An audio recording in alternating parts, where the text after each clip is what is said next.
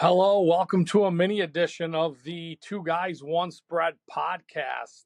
Today's going to be one guy instead of two guys.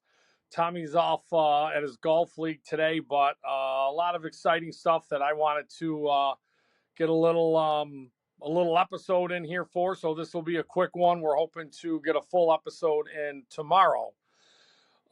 Since our last podcast, we had USA Canada.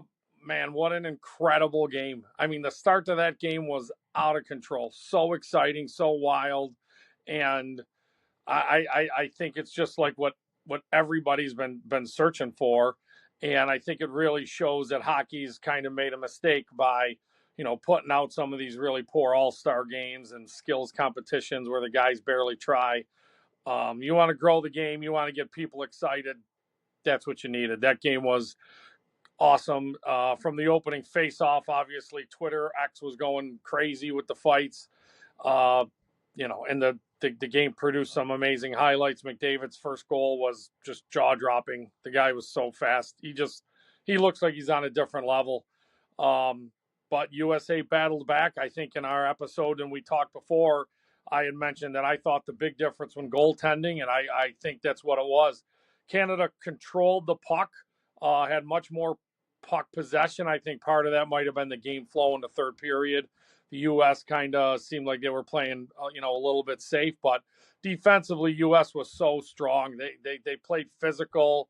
McAvoy had some big hits. Obviously, he had the hit on McDavid was one that was on every single highlight.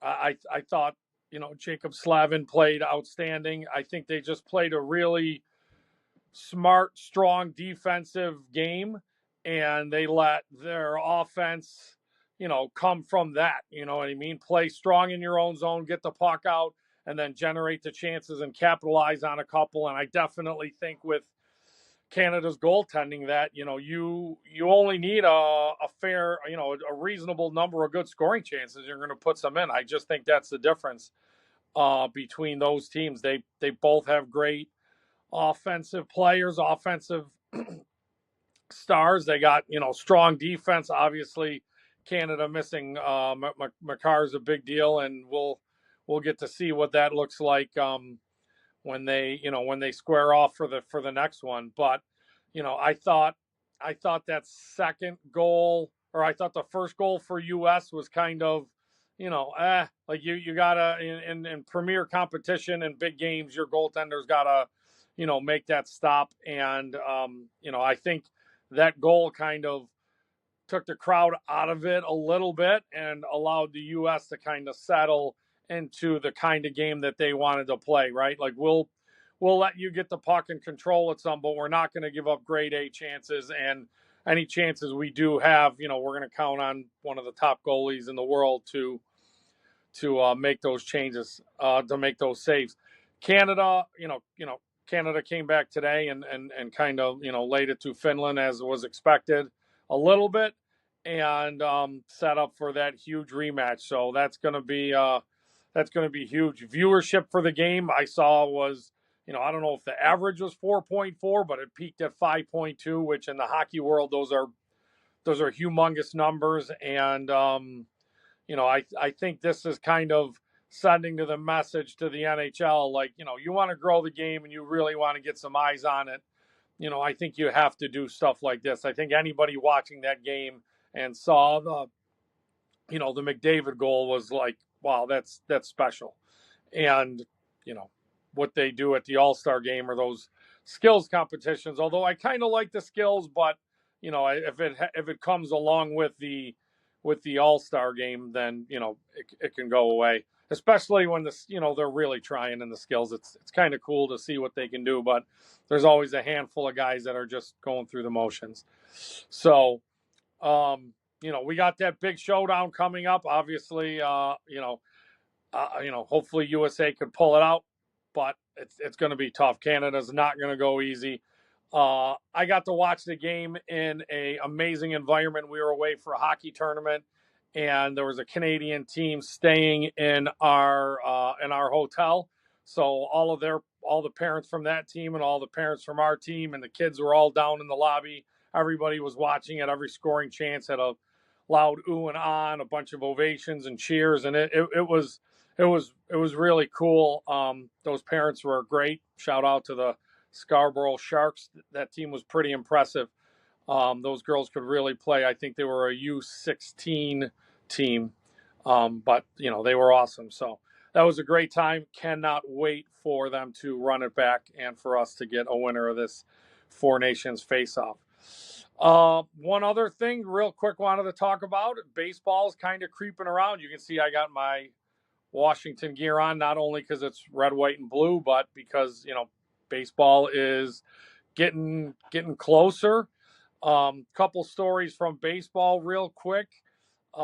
Big signing for the Red Sox. They signed Bregman, who's a third baseman. He was probably considered to be the top free agent left out on the market. So that'll be interesting. I read that Devers wasn't too happy about it, and that he's already stated that he's doesn't plan on leaving third base. So that's one of those things that you almost wish you were in the GM room and could hear the kind of conversations that go on leading up to that. Is that something that you don't ask one of your superstars about? So we'll see how that unfolds in Boston. They better hope it goes well, because that's a tough division. You got the Yankees, who are obviously really strong team, and you got the Orioles, who are just loaded, and you got the Blue Jays, who can definitely compete. They signed one of my favorites was Max Scherzer. They signed him to a little contract. He hasn't been quite the same guy, but the compete and the fight that guy has is second to none. So that division is going to be definitely interesting to watch as they kind of bash each other in all season. Speaking of the Yankees, the other thing that I wanted to definitely comment about was Judge today spoke to the media, and he had mentioned how much he disagrees with Soto, who Soto had said that the Mets were the best chance for him to win, or essentially something like that. And he was speaking about Alonso and what an important piece he is to their aspirations to win. And as much as I always wanted to like Juan Soto because he started in Washington, I think he is completely full of it when he comes to the best chances to win. I think he made it perfectly clear many years ago that he was going to do everything he can to get as much money as he could, right? In my opinion, he had some conversations with Washington and said, I'm going to free agency no matter what. They dealt him, went to San Diego. That didn't go great. They couldn't figure out anything long term, and they didn't feel comfortable. Went to New York. I mean, New York, it's the Yankees. When you can't make that work out, he made it perfectly clear to them that he was going to free agency. And in free agency, I think it was pretty clear that he was going to go to whoever gave him the most money. I don't buy the winning piece of it at all, which is unfortunate, because as a competitor, I guess money's important too. But for the kind of money these guys are getting, you would hope that winning has a little piece, a piece of that. But I don't buy it for a second. I thought Judge was good with the media. He mentioned it's going to be great to have him in town, and we're going to compete back and forth.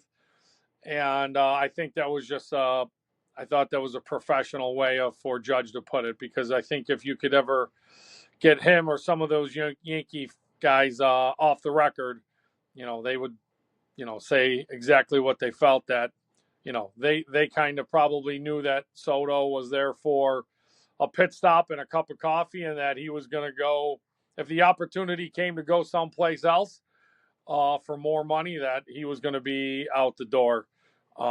As a guy that appreciates loyalty and competing with your guys and trying to build something together, I think Soto's probably the complete opposite of that. So, a couple baseball notes. We'll have some more baseball talk as we head towards the start of the season. Which, believe it or not, I mean, with all the snow that we have, it's hard to think is probably only 5 to 6 weeks away. You know, we got 2 feet of snow outside, but soon enough, at the end of March, beginning of April, there'll be, opening day and baseball will be there. So, hope you enjoyed this mini episode. We plan to get in a full one tomorrow, and hope you guys have a good one and keep listening. Please subscribe and join on any of our platforms and give us a listen. Appreciate it.